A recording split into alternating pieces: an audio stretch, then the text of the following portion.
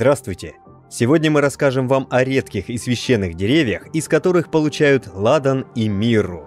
Когда мы говорим о благовониях в парфюмерии, наше воображение часто переносит нас в священный храм или церковь, или на восточный базар с мощными и обволакивающими запахами. Ладан, используемый в качестве ингредиента ароматов для тела и в качестве ароматического ритуала для ароматизации дома, полон загадок и символов. Ладан и мирра. Эти смолы, пожалуй, наиболее известны своими библейскими коннотациями. Эти древесные смолы ценятся во всем мире вот уже более 6000 лет. Ладан был обнаружен в ингредиентах бальзамов, которые использовались для мумификации египтян. Эти ароматные благовония происходят из семейства деревьев бурзеровые, которые растут на Африканском роге и Аравийском полуострове. В Эфиопии есть 6 видов комедных и смоляных деревьев. Иногда их называют просто семейством ладанных деревьев. Семейство включает в себя как деревья, так и кустарники. Всего существует около 550 видов бурзеровых.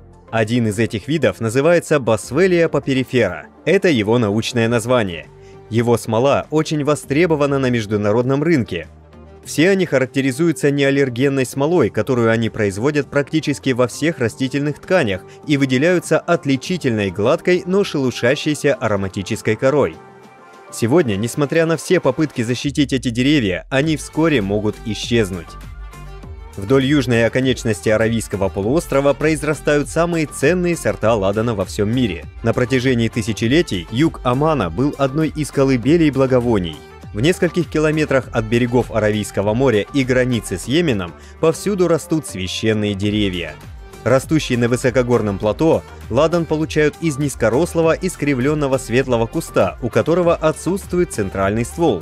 Многочисленные колючие ветки с небольшими листьями тянутся во все стороны. Белесый ствол дерева скрывает настоящую золотую жилу. Чтобы достать священную смолу, нужно сделать надрез на коре. Ладан – это молочно-белая смола, получаемая из деревьев Босвелии, которые замечательны своей способностью расти в суровых условиях. На самом деле, эти деревья, как известно, растут из твердой скалы. С другой стороны, мирра – это красноватая смола, извлеченная из деревьев камифоры. Узкая полоска серебристой коры отслаивается, позволяя млечному белому веществу сочиться наружу. Процесс извлечения сока из деревьев Босвелии и камифоры практически идентичен. Сделанные в коре дерева надрезы или отводы создают травму. Деревья производят клейкую смолу, похожую на паршу, в качестве защиты от повреждений. Вытекающая жидкость медленно превращается в слезы под воздействием воздуха, тепла и солнца. Постепенно липкая смола затвердевает, образуя каплевидные кусочки. Эти сгустки смолы оставляют на дереве на 2-3 недели, чтобы они засохли.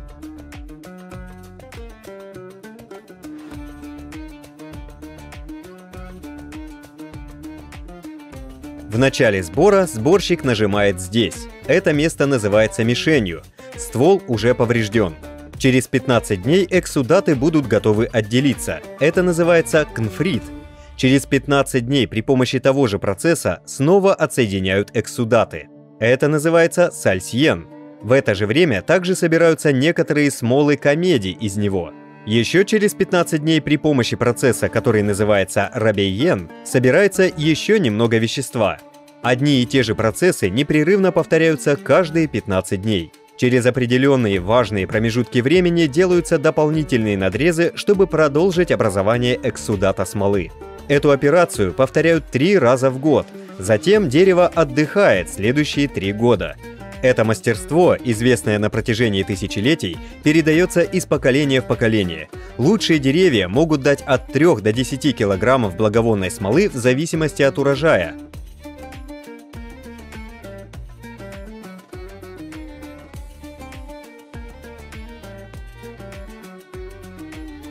В конце процесса сбора комочки ладана собирают и хранят для окончательной просушки в горных пещерах в течение нескольких месяцев.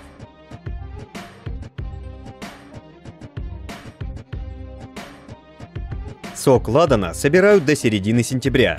Караваны верблюдов перевозят эту драгоценную и редкую смолу, упакованную в овечьи и козьи шкуры в количестве от 20 до 40 фунтов, через унылую аравийскую пустыню на запад вдоль побережья Красного моря. Такой переход занимает несколько месяцев. В богатых регионах ладан ценится не только за его сладкий запах при горении, но его пылающие комочки также служат топливом для масляной лампы. Его пары также служат отличным инсектицидом, поскольку этот токсичный букет не выделяет никаких известных вредных веществ. Смола ладана по-прежнему используется для религиозных обрядов, производства лекарств и парфюмерии. В сочетании с разными специями, такими как корица и кассия, из ладана создают множество ароматов. В древние времена масла мирра и ладана стоили дороже золота, и это научный факт. Масло мирры – продукт, который не только лечит многие болезни, но и способствует профилактике их появления.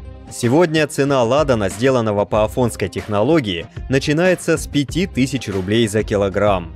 Так что же делает ладан и мирру такими дорогими?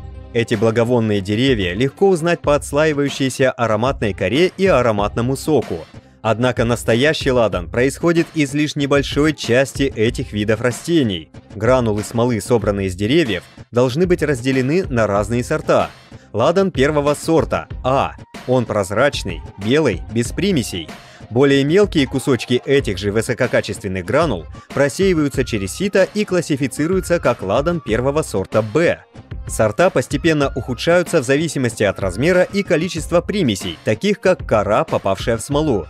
Некачественный ладан в основном продается для потребления на местном рынке, в то время как первый, второй, третий и четвертый сорта идут на экспорт.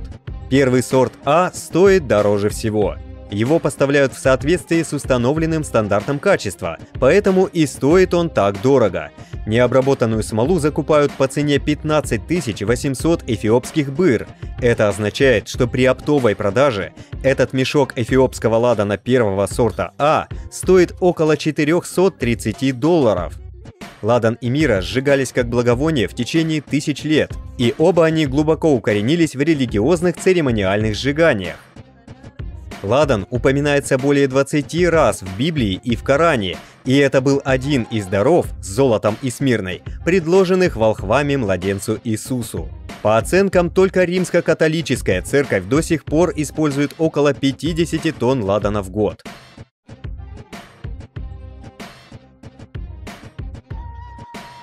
Ладан и мирра были одними из самых высоко ценимых товаров в древних цивилизациях и стали движущей силой создания торговых путей благовоний, обширной сети основных сухопутных и морских путей, датируемых 300 годом до нашей эры, которые связывали Средиземноморье с местами добычи ароматных смол. В период расцвета торговли по этим маршрутам торговцы перевозили на верблюдах около 3000 тонн благовоний в год.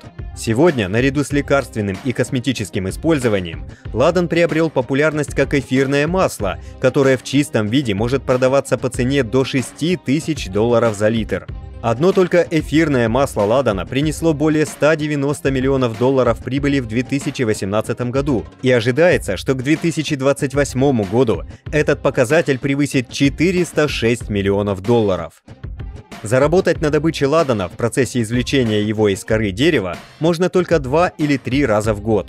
Добыча ароматной смолы часто находится под угрозой не только из-за экологических опасностей, таких как лесные пожары, но и из-за неподготовленности местных сборщиков. Иногда этим деревьям могут потребоваться десятилетия, чтобы они начали производить смолу. Поэтому очень важно сохранить устойчивость вида. Это зависит от сборщиков. Они должны так подрезать дерево, чтобы не уничтожить его. К сожалению, процесс сбора ладана очень вреден для дерева. Ведь каждый раз, когда люди повреждают дерево, а затем собирают сок, не дают дереву достаточно времени, чтобы оно могло полноценно восстановиться. Поэтому вывод экологов однозначный. Это дерево действительно находится под угрозой уничтожения. Международный союз охраны природы классифицировал виды Boswellia sacra как находящиеся под угрозой исчезновения более 20 лет назад, а отсутствие законов о чрезмерном сборе урожая в некоторых странах означает, что защита деревьев Boswellia в таких отдаленных районах практически невозможна.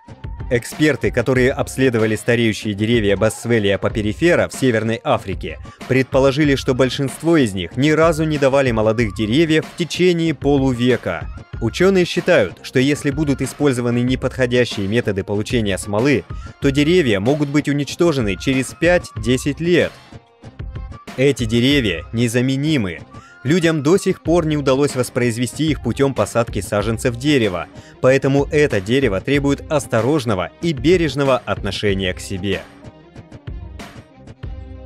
Впрочем, одному человеку все же удалось посадить и вырастить дерево ладана.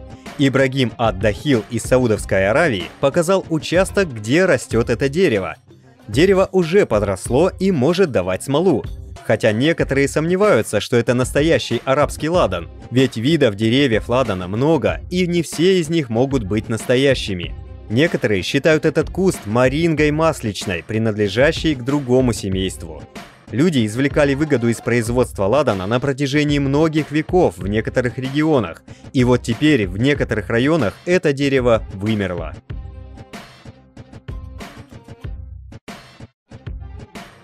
Сокращение популяции деревьев ладана в Восточной Африке стало экологической проблемой. Только в Северной Эфиопии за последние 20 лет было уничтожено более 177 400 гектар лесов ладана. Если бы ресурс был устойчивым, фермеры в сельских районах Африки могли бы извлекать выгоду из сбора ладана и получать дополнительный доход для поддержания продовольственной безопасности домохозяйств. Поэтому теперь все усилия государств должны быть сосредоточены на спасении этого важного вида деревьев от исчезновения. На этом все. Если вам понравилось это видео, ставьте лайки и подписывайтесь на канал. До новых встреч!